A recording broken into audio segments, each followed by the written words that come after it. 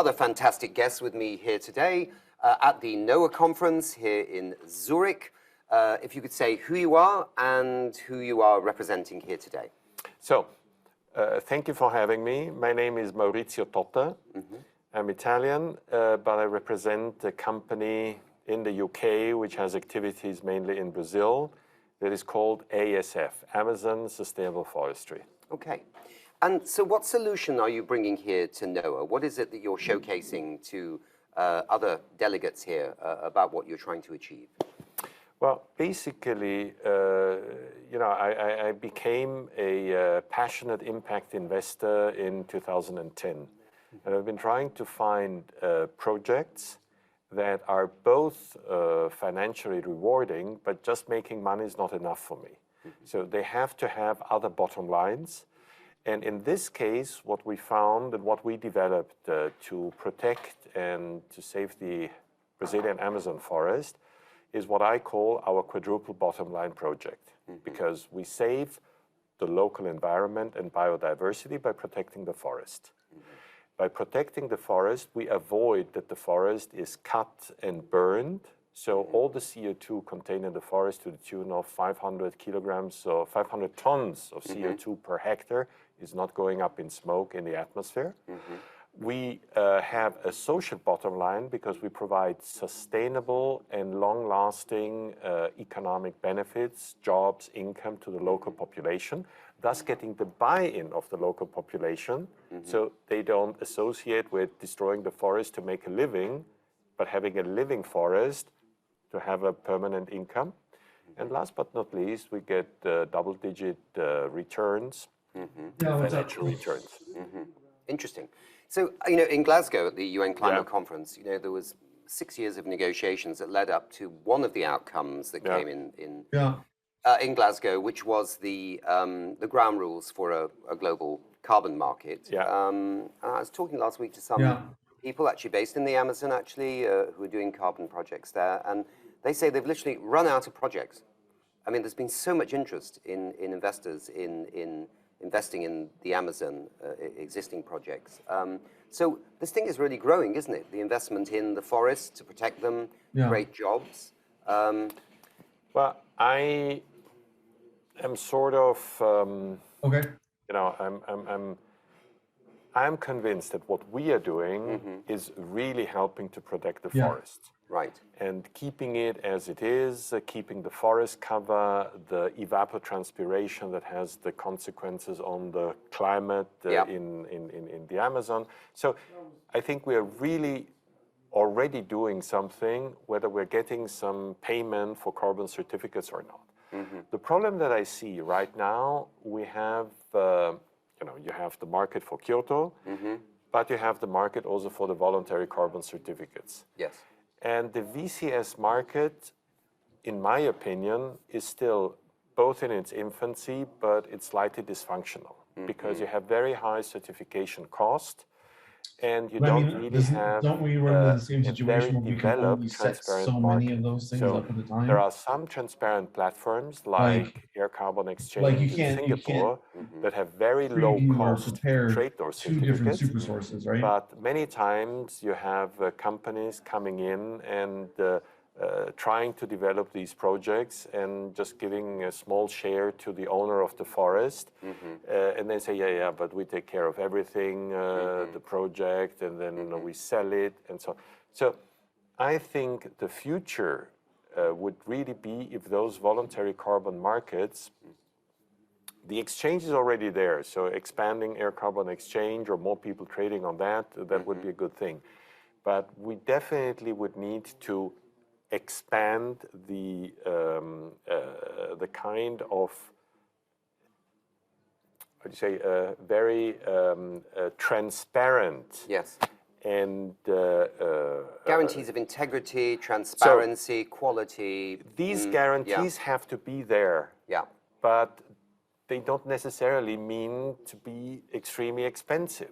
Yeah. So I think the future will be in a standardized way of certification, combining both drones, satellite imagery to assess the exact amount of carbon stored in the forest, And on the other side, having a set of transparent data to prove the ownership, to prove that all the formalities concerned with that piece of land are taken into account in order to have certificates that are tradable, but whoever buys them knows this is legitimate. Exactly. We have to comply with all those things in order to sell our wood. So any piece of wood that we sell, I can tell you exactly the exact GPS coordinates of where the tree was standing, where that wood is coming from. And if we're able to do this for the wood, and this is a standardized process, we should be able to do it for the carbon. Yeah, good point. So I think a lot of people are pinning their hopes a little bit on this new Integrity Council for the voluntary carbon markets, which is just recently announced with a governance body, which seems to be a mixture of investors, but also local people, different kinds of organizations. It's spun off from this Mark Carney initiative, the former governor of Bank of England, who did this task force. So that's in place.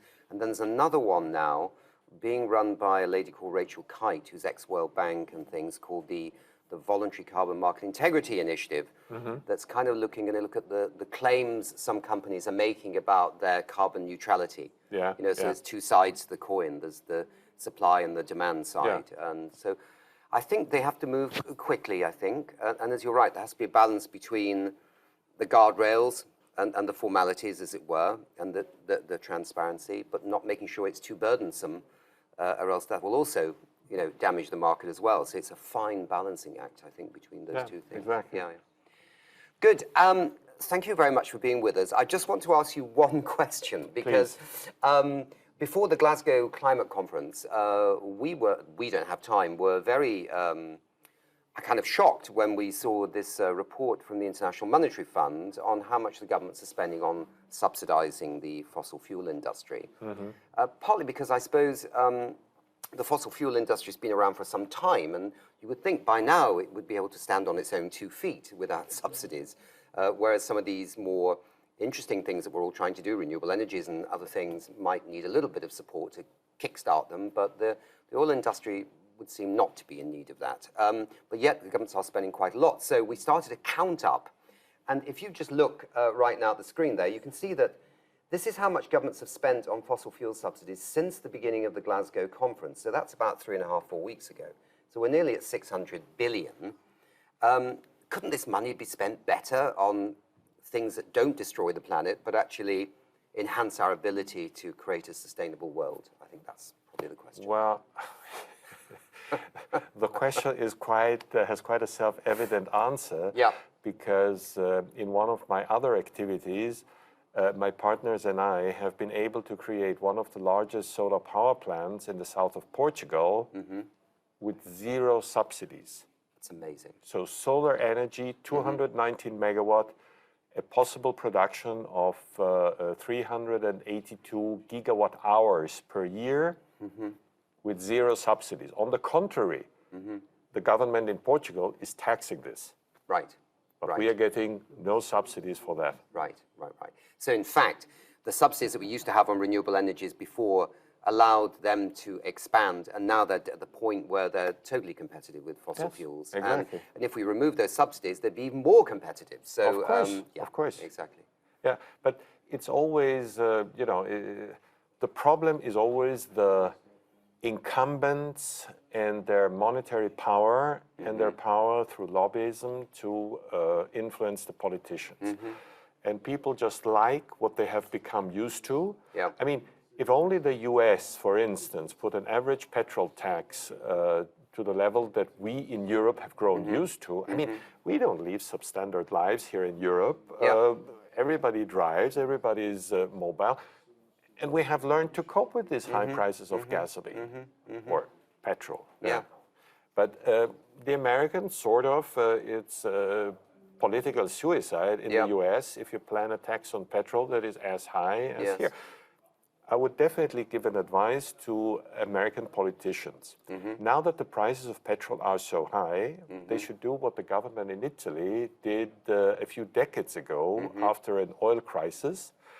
They took the level of the prices of gasoline or of petrol forgive me, Oh, it doesn't American and matter. English. In German, they call it benzene. Yeah. Benzene, yes. And so due to the oil prices escalation, the price of gasoline got to a certain level. And the government didn't reduce the taxes. But when the prices of oil started going down, the Italian government pegged the taxes in such a way that they increased. So when the price of crude went down, the taxes increased, and the price of gasoline was staying constant. Exactly. So you don't raise the price with taxes, but you raise the taxes to keep the price constant when the price of oil is going down. So that would be an interesting way. And what renewable energy need more than anything would be a predictable environment. So the worst thing that can happen to renewable energy is a glut in the oil market, a crash in the prices, and all of a sudden the renewables are being expensive again relative to the crashing prices. So if you just had an agreement, because you don't need cheap prices to run an economy, you need predictability. People want to be able to plan ahead. So if you as a government, you take on this regulation by saying, okay, we sort of keep a fair price in order to keep renewables competitive, that would already solve a lot of problems. Exactly. Because then many people would say, oh, well, will oil stay so high? Will it be worth going renewable? No, if oil is definitely staying so high, whether through price or to taxes or a combination of both, if you keep that at that price, well, then it's a no-brainer to have your solar panels, to have your wind farm, be it either on a small scale on your own house, at least for the solar panels, or be it at a large scale if you band together and do things on a larger scale. Good, Maurizio, we're going to have to leave it there, but that's a smart and insightful way of handling that problem. And thank you very much. Best of luck with your work in the Amazon. Congratulations on your project in Portugal with the solar project.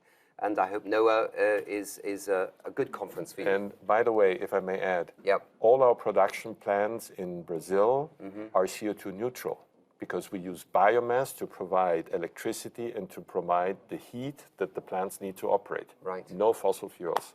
Congratulations. Well done. Okay, great. Thank you so much. Thank you very much indeed. Thank you for having me. Thank you.